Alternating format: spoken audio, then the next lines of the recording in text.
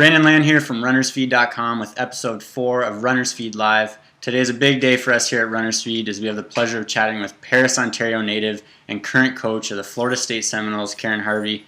Coach Harvey, thank you so much for taking the time to chat with us today.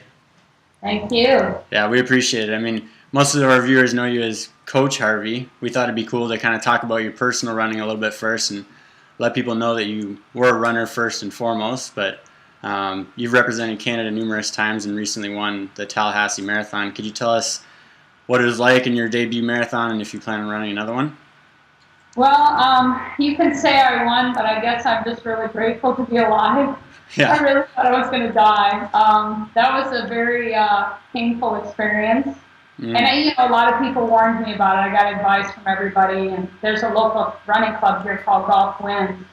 Had some guys I was training with, and the race director, she and her husband were also helping me, giving me lots of advice. And oh boy, nothing prepared me for that last. Well, honestly, I started dying at 18 miles. Yeah, it can be a painful experience. Yeah, that wasn't good. I basically ran way too fast for 20 miles and didn't listen to anybody. So that was. No, it was awesome to do it in Tallahassee, and was really, really pleased with the time. I do not plan on running any more marathons, and mostly it's because there is no Canadian trials. There's no Olympic trials. I made the Olympic trial standard for the USA, and of course everyone here in Tallahassee forgot I was Canadian. Yeah. And they're going crazy, like, oh, you're going to Houston, and you're going to the Olympic trials, and they were so excited, and I kept having to tell everybody, I'm Canadian. And they're like, oh, and they're so disappointed. I'm like, okay, thanks, Yeah. But if there was a Canadian Olympic trials, I really think I would find a way to train and maybe do better. But as it was, I was doing 90 to 95 miles a week, doing one workout a week, and traveling and coaching and recruiting. And it was a lot of stuff. So to run 2:43 was a real blessing. I won't say I didn't work very hard, but I had all the girls from the team here. Teresa was on the course. I had my assistant coaches on the course with me. So I had a lot of people pushing me around Tallahassee. Speaking of your coaching in Florida State, after you've been coaching there 4 years now? Yes. What would you say is the biggest lesson you've learned over 4 years at Florida State? Oh, biggest lesson. Balance.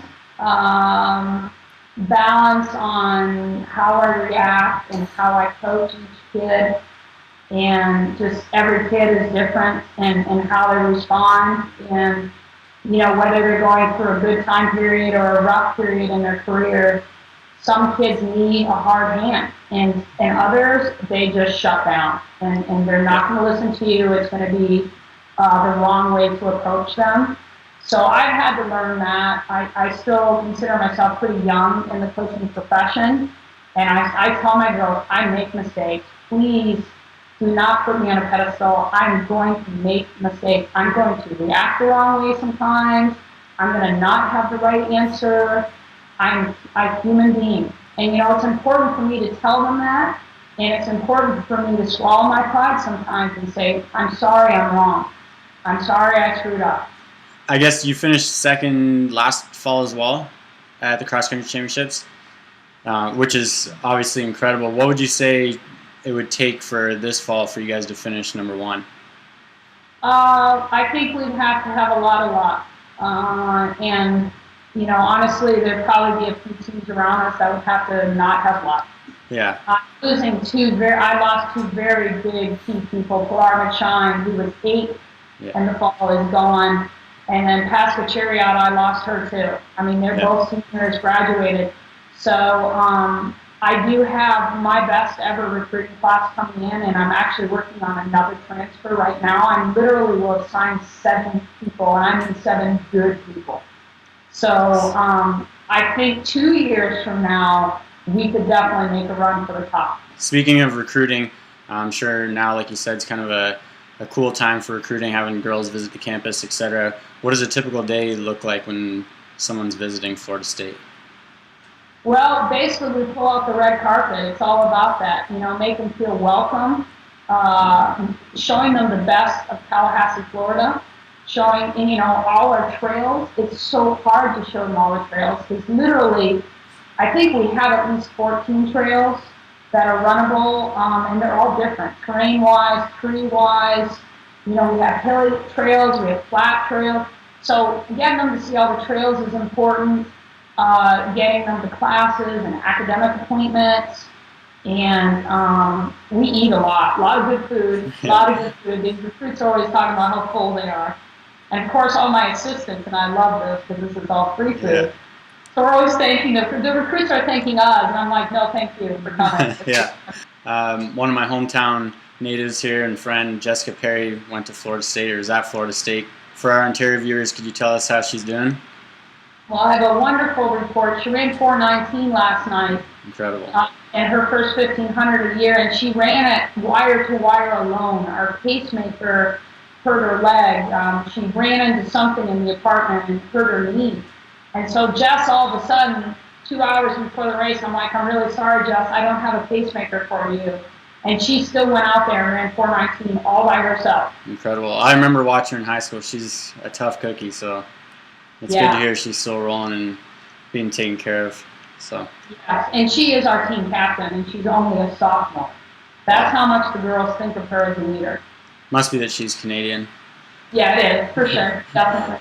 So, sort of switching gears here, I noticed that in a few of your interviews you sport the necklace, and you've mentioned that you pray for the girls, and faith definitely plays a role in how you approach your running and coaching. So could you talk a little bit about how that works in your life?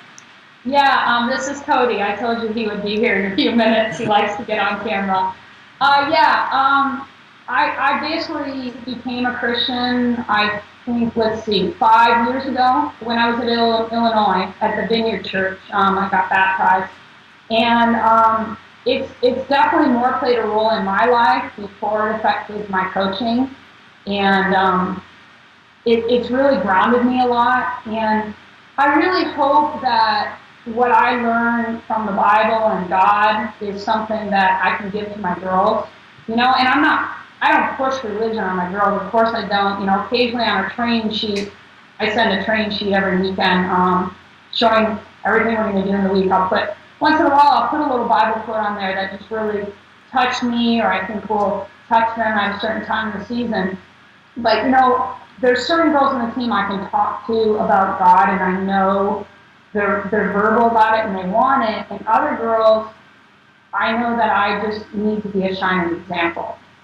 Well, Karen, I can't think of a better way to finish the interview than that. So we appreciate you sharing that and all your other answers. And nice to meet your friend, and appreciate you really taking the time to chat with us. We're incredibly grateful and wish you the best of luck this season and in the fall, and we'll definitely touch base again. So thanks again.